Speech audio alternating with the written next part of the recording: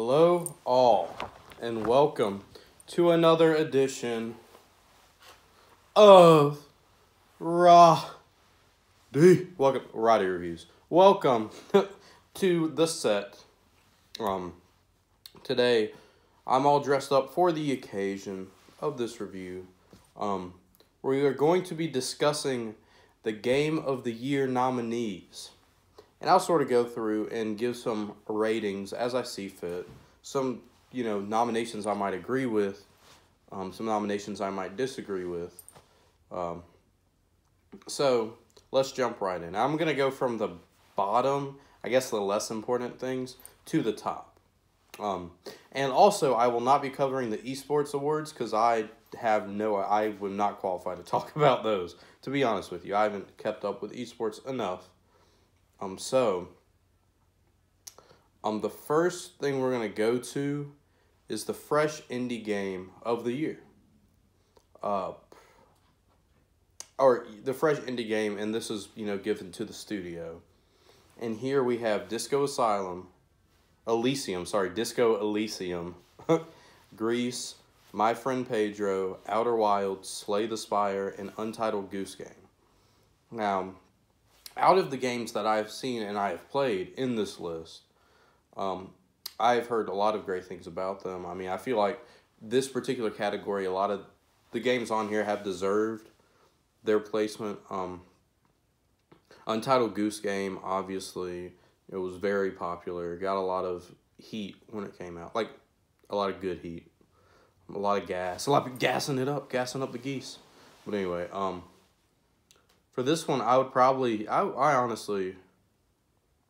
probably have to give it to Grease, though. Just for the innovative style and the platforming that, is involved in that game. I would probably have to give it to Grease, though Untitled Goose Game definitely deserves to be on that list. Definitely deserves to be for its praise. And, I mean, like the others, I haven't played a lot of them. I've seen Slay the Spire, and I've seen Outer Wilds, but I would have to give it to Grease, probably, for that category. Best multiplayer game. We have Apex Legends, Borderlands 3, Call of Duty Modern Warfare, Tetris 99, and Tom Clancy's The Division 2. Now, and obviously it's not talking about Call of Duty Modern Warfare from, like the first one, the recent one, obviously. But, I would probably have to, I'm sort of biased, because for me personally, it would be Tetris 99, which I know that sounds a little ridiculous, but that would be it for me personally, because just of the impact that game has had on me. But honestly, it'll probably go to Apex. Probably. I'll leave it at that. I don't know that much about Apex. Alright. Best sports or racing game. We have Crash Team Racing Nitro Fueled, Dirt Rally 2.0, PES Soccer 2020, Pro Evolution Soccer, F1 2019, and FIFA 20. Based on what I've seen, I would probably have to give it to FIFA 20. Either FIFA or the Pro Evolution Soccer 2020. One of the two. And all the others are racing, but, maybe that's just because I prefer sports games to racing games in that respect. Alright, next, best strategy game. We have Age of Wonders, Planetfall, Anno 1800, it'll buff that. Fire Emblem 3 Houses, Total War 3 Kingdoms, Tropico 6, and Wargroove. If you know me, then I'm going with Fire Emblem 3 Houses all the way on this one. And I'm a little sad because this is the only category that Fire Emblem 3 Houses is nominated for.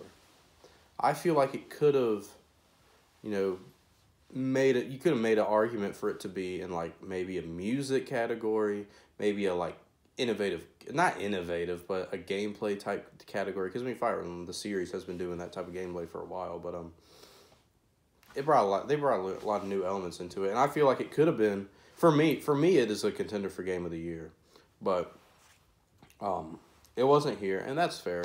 But definitely the best strategy game in my opinion. Now best family game, we have Luigi's Mansion 3, Ring Fit Adventure, Super Mario Maker 2, Super Smash Bros. Ultimate, and Yoshi's Crafted World. Now, with this one, I am taking it as of the best family game. Not necessarily the best game on this list, but the best game on this list for families that, a family type situation would enjoy. And based on what I've seen, based on the comments I've heard, I do think that game is probably Luigi's Mansion 3. Probably. Obviously, Ultimate is a great game. Smash Bros. Ultimate is nominated for Game of the Year. But for a family game, I think Luigi's Mansion 3, for me, would have to get the edge. Based on the category, if that makes any sense. Speaking of, best fighting game. And we have Dead or Alive 6, Jump Force, Mortal Kombat 11, Samurai Showdown, and Super Smash Bros. Ultimate. Now, it depends on which direction they want to take this.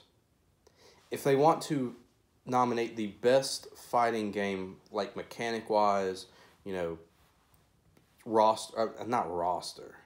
If they want to do the best technical fighting game, I think they will give it to Mortal Kombat 11. But if they want to do it as in the best game as a whole, with fighting as the main center, they'll give it to Ultimate, right? So that's where I'm in between with that. I feel like Mortal Kombat 11 has better battle mechanics, but Super Smash Bros. Ultimate, obviously not to be, talked negatively about. It's a great fighting game. So, our next one is Best RPG. We have Disco Elysium, Final Fantasy XIV, Kingdom Hearts 3, Monster Hunter World, Iceborne, and The Outer Worlds. Which, based on what I've seen, I haven't played any of these games, actually. But, based on, which is weird, because I'm like an RPG guy. But, my top two for that one would be Final Fantasy XIV and The Outer Worlds. One of the two. I've heard some great things about I've heard some great things from, some certain people about The Outer Worlds. So, we'll see. So next is the best action adventure game. We have Borderlands 3, Control, Death Stranding, Resident Evil 2, the remake, Legend of Zelda, Link's Awakening, and Sekiro, Shadows Die Twice. And my pick would either be Control or Sekiro for adventure. And again, you got to think this is like a category type thing. Do I think those are the best games on the list? Probably not. But, or they might be. Anyway. But those are my two for the action and adventure category, I would say. Next, we have Best Action Game. We have Apex Legends, Astral Chain, Call of Duty Modern Warfare, Devil May Cry 5, Gears 5, and Metro Exodus. If I'm not mistaken, I'm going to do some research before I say this. And this is Best Action Game, not Action Adventure Game. Clarify something. But, I would probably have to give it to Devil May Cry 5 as the best action game. Yeah, I would. I would give it to Devil May Cry 5. I would. Now, the best VR game. I'm just going to cut the chase. For me, it'd be Beat Saber, because that's the only one I've really seen. And I know that's like a cop-out, but probably Beat Saber.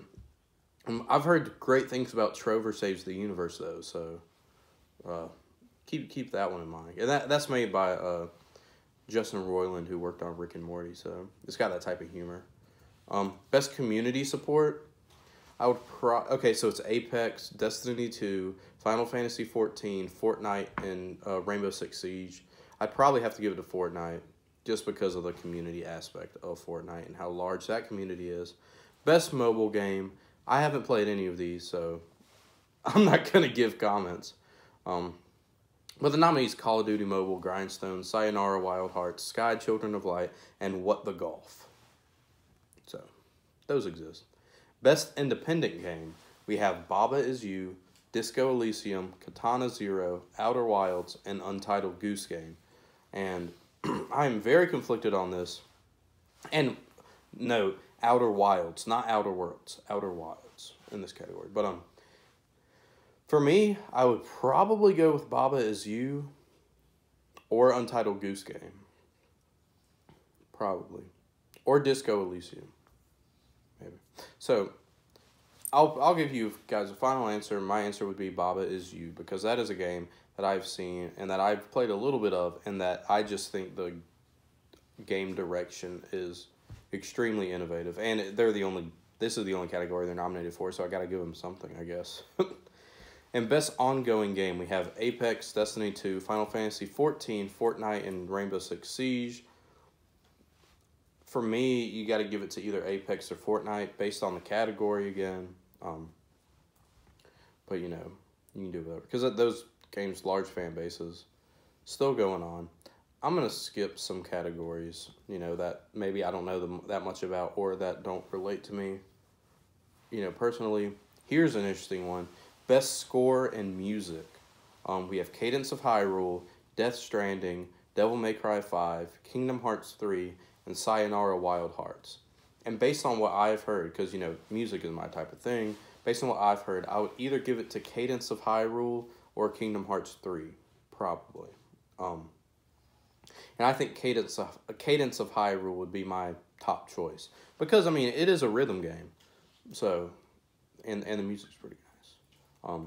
Best art direction, we have Control, Death Stranding, Grease, Sayonara Wild Hearts, Sekiro, Shadows Die Twice, and The Legend of Zelda Link's Awakening. I would probably give it to Grease, which might be a hot take, but either Grease or Death Stranding. And again, that's for the art direction. I would have that. Best narrative, I'll just go ahead and say I would give it to Death Stranding because of the extreme, you know, narrative. I mean, that's the whole thing. You know, carrying around a fetus, it's pretty weird. Best game direction, I would either give it to Death Stranding or Sekiro. Maybe Outer Wilds, but probably Death Stranding. Probably Death Stranding. Or Control. A bunch of good games. And then finally, Game of the Year. I'll go down through all the nominees for this one. First we have Control, then we have Death Stranding, then we have Super Smash Bros. Ultimate, then we have Resident Evil 2, then we have Sekiro Shadows Die Twice. I pronounce that differently every time I say it. And then we have The Outer Worlds. And for me, compared to last year's Game of the Year nominees, this is a little disappointing, if that makes any sense.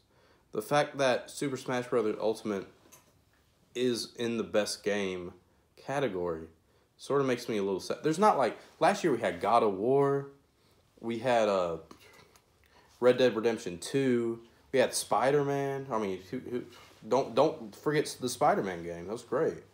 I don't feel like there's an experience to those three specifically, to that magnitude. But if I have to give a Game of the Year, honestly, I would probably give it to Super Smash Bros. Ultimate. And that's not like a personal thing. That's just based on the impact it has had culturally. The fact that they are still releasing fighters. I can't see any... It's a little sad. The Outer Worlds is a really good game. And that might be my second pick. But I don't think the Outer Worlds or Smash has the same, like, narrative impact or, you know, magnitude as, like, Red Dead 2 or God of War or Spider-Man. So I feel like this is a down year overall for games. And I think that'll be reflected when Super Smash Bros. Ultimate wins Game of the Year. But that's all. That's my hot takes on those, I guess. Not really a traditional Roddy review. Whatever. Follow me on Instagram at Roddy_reviews. Check out the Roddy Recommendations playlist. Check out previous videos. Hit that subscribe button if you haven't. Hit that like button if you haven't. Comment on this video if you haven't. And you know what you should do? Ring the bell. Yeah, you get the point. So, I think that is all. This come out a day early, so woohoo. Y'all be blessed. And you know what they say.